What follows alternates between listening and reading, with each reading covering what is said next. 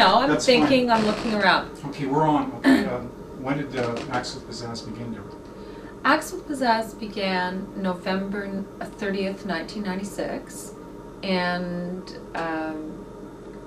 we were actually driving back from South Carolina, and it had occurred to me to start a live variety show.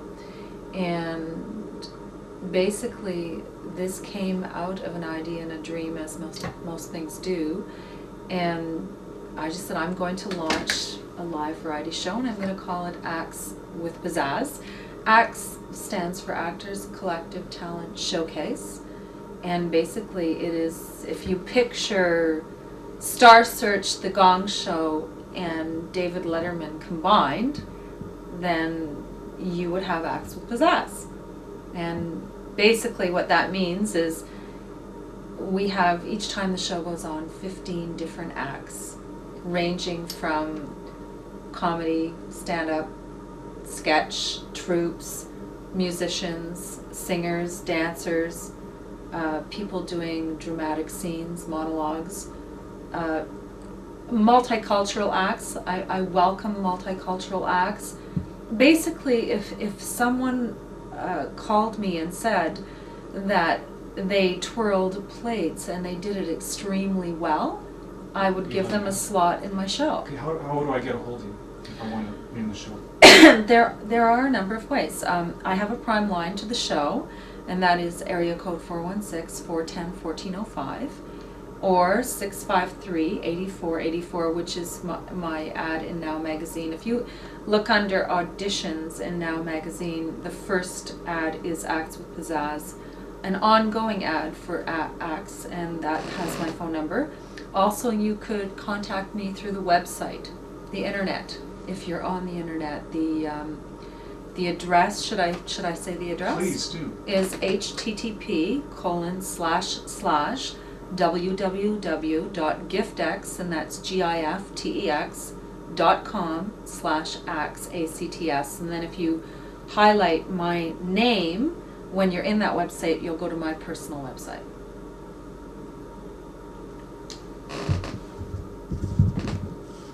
Where does the show take place?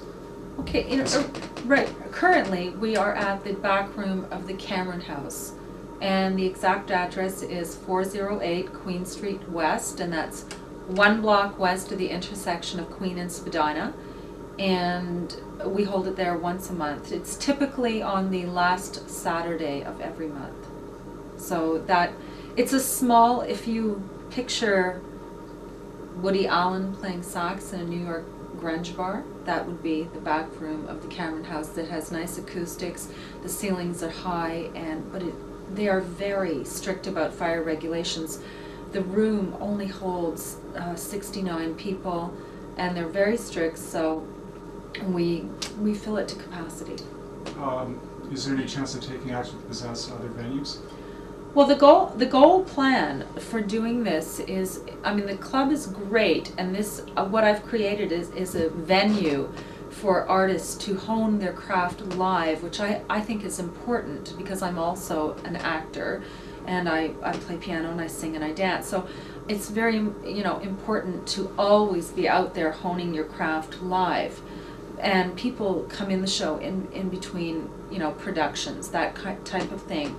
And it's also a networking venue. I invite networks, I invite people from the production side of the business, I invite agents, acting, music, I invite publicists, different media people, editors of newspapers, and they do come. And my aspirations are, yes, focused mainly, excuse my allergies, on TV. Currently, we are part of the show Daytime, and have been since June, which is a show like breakfast television on Rogers 10. And what I do every week is I schedule a different act on the show Daytime, and we send over... Can you say hello to Anthony and Cheryl for me? Hi Anthony, hi Cheryl. Hi Ben, because mostly, Ben is just great. The people that we call the Acts with Pizzazz All-Stars, and when I say it's like the Gong Show, it's hit and miss in the club. 95% of the time we have hits, and then, you know, the occasional bomb, and I'm okay with that because everyone can't always be on. So obviously though, if you bomb, you cannot be scheduled on TV. You are not ready for TV.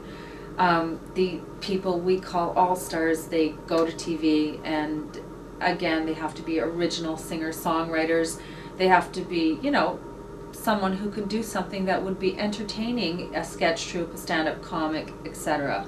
On this new show, is it all new acts, or is it you have some recurring acts that have been in the venue before? Or? Okay, I'm fairly relaxed. I mean, people can come back to my show. Is there anybody that's been in previous? Oh yeah, I've got lots of people that come and go in between productions who say, for example, the Brave New Weasels, who were, by the way, part of the October 17th launch of the Comedy Network, are in my almost every single show. They say they love me, I love them. And there are various other comics and actors and musicians that are always in my show. So yes, I'm always welcoming people to come back.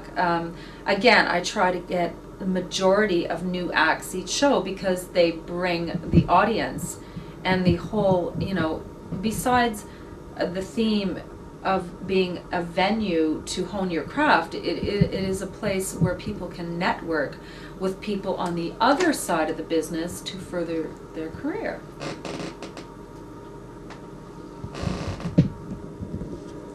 Where do you see the show going? Okay, that I'd like to touch on that because that brings me back. So can we try that again? Yeah, absolutely. Absolutely. Dera, where do you see the show going? I have a dream for the show, and by the way, the slogan for the show is "Dreams do come true." I believe that very much so. And the show, what I want to happen for the show is it to become, firstly, seen by all of Ontario, which is currently happening on the show daytime. The acts are being seen. But I would like the show to be aired as a full show, and I would like it to be a national, and then I would like it to be international, because I believe that there is so much talent in this country, and we do not have enough of a star system here. I mean, there is, no, don't get me wrong, there are stars that come out of Canada, but not enough. For the most part, stars, people who have talent leave and they go to the States, and then, you know, eventually we can't afford them. So basically what I would like to do as a producer is make a difference to the growth of stars. And I think I can do that through Acts with Pizzazz. You're an actress.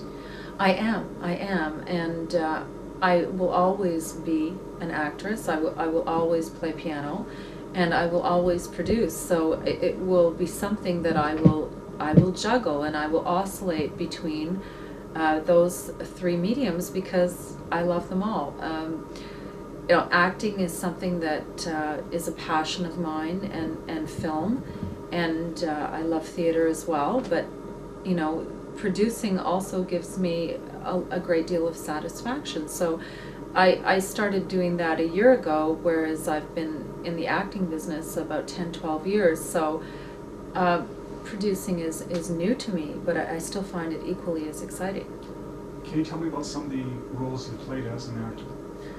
Okay, well, I've worked in various roles in film, and also I mean, you can't really tell as I sit here, but I impersonate Marilyn Monroe, and I have done over 300 shows in the city of Toronto to people like Ed Mirvish. I was at a party where Mel Lastman was present, Mayor Hazel McCallion for the grand opening of the Meadowvale Town Centre not so long ago, and various other corporate functions. As I said, many birthday parties, over 300 shows, and that is something where I've created that character, and it also pays quite well. How did that come about? How did your first Marilyn Monroe show?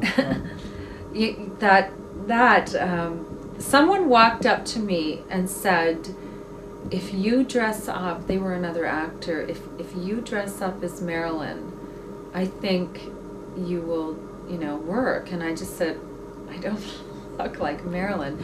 And then I sort of thought about it, and I said, well, Norma Jean didn't really look like Marilyn either. So bang, I got the wig, I did the makeup, I had the dress specially made and tailored to me, and I got photographs at Harbour Castle Hilton and various other places where they have grand stairways and chandeliers. And then I went to various entertainment agents like King Entertainment and Top Talent.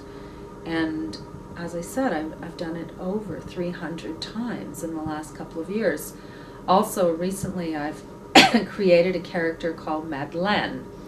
And she is a French person from Quebec who used to work for Jean Chrétien, and she was the one who was present when her boyfriend climbed the wall and snuck into Monsieur Chrétien's house with the knife. Anyway, she had to leave because she wanted to come to Toronto to become a film star. Anyway, this is a comic character that I've created, which has like the black Ellie Mae Clampett hair, and she wears the maid outfit because she really doesn't know that you're not supposed to dress as a maid when you go to castings. So I will be performing in the December 27th show that you will be filming as Madeleine with the Brave New Weasels.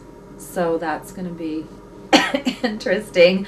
2 of the Brave New Weasels will be out of town for Christmas, and so I've mentioned to them that I would like to do something with them because I think they're wonderful. And perhaps as Madeleine, and they think that's a good idea because they've seen Madeleine and how nutty she is. So, and recently, the last show I did Marilyn as she would be at 73 years old today, as a sort of old drug addict, alcoholic. You play Marilyn as No. I did. She was a really, I had my foam and my... Oh, has she gained a little weight?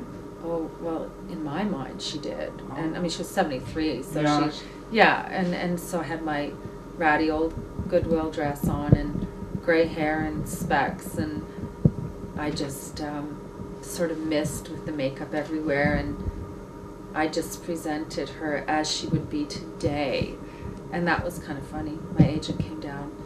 I thought it was great.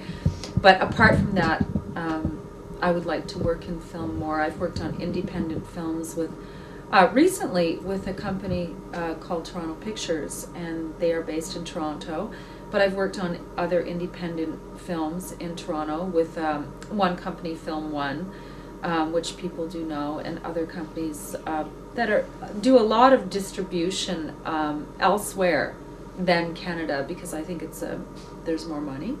And so the roles have been different. I don't want to categorize myself and say I just do Marilyn or I just do Madeleine or I just create characters. I don't. I recently did a dinner comedy theater musical at Gatsby's Theater Restaurant downtown, and that was singing and dancing music from the 40s, and I played, I had black hair and I played a ditzy wannabe star, so this was a very comedic and different kind of role for me because I mean, I'm used to doing acting. I'm not used to doing singing, acting, and dancing combined. So that's what that was about. We talked about your film roles before when the camera wasn't rolling, but did you want to talk about the roles that you have done or the parts that you played on film? No. All right. What else did I write about acts? I think I had...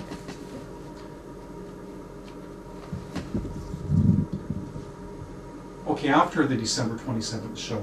Or maybe just to touch on that, what happened was one of my acts, singer-songwriter, musician, Mo Cascanet, was in my show, and I had expressed to him, because I had witnessed the filming of one of the Frozen Ghost videos, which I thought was totally cool, and I've been in a number of industrials and worked on, 5 or 6, 7 commercials, and I mentioned to him that if he is ever doing a video, I'd really like to be part of it. So lo and behold, he calls me up and he says, Dera, I'm doing another video. Would you like to be part of it? And I said, yeah, this is great. And for me, as a producer, actor, any exposure is good exposure. I'm not immune. To me, you do what it takes. And I really think that getting your face out there all the time is very important for talent and for producers. Yeah. And one thing I'll say, when he came out, you did put an effort into it, because, you know, and that was, I didn't know what was going to be expected of me when I was going there, and I just thought I was being part of a crowd scene. And then he you were said, in the crowd. I guess he said dance, and so, you know, I danced my heart out.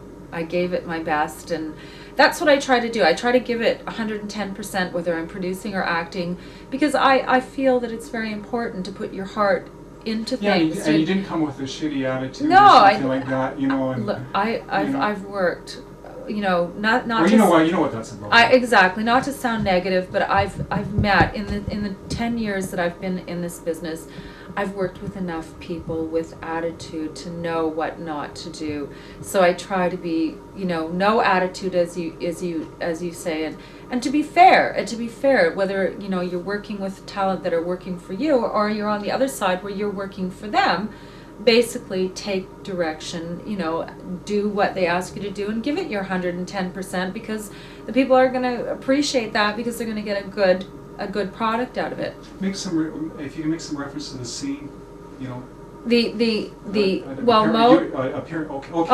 want to still finish your story, or? Well, yeah. Okay. Then you know, I meet you. Oh, okay. Oh, okay, yeah, I meet right, you, which is, I'm looking at this camera and I'm going, Rogers. Okay, Rogers. So I say to Mo, I go, Mo, you know, your friend there, what does he do? And he goes, oh, he's part of the scene. And I'm like going, well, that is just too coincidental, because Ben, you know, was mentioning to me, because I'm finished with the show Daytime on the 18th, so Ben was mentioning there is a show, The Scene, that, you know, might work well for you. And I said, oh, what is it? And he said, The Scene. And I'm like, oh, this is great. And then, you know, it wasn't 2 days later, I meet you. And I'm like going, this is spooky. It's so coincidental.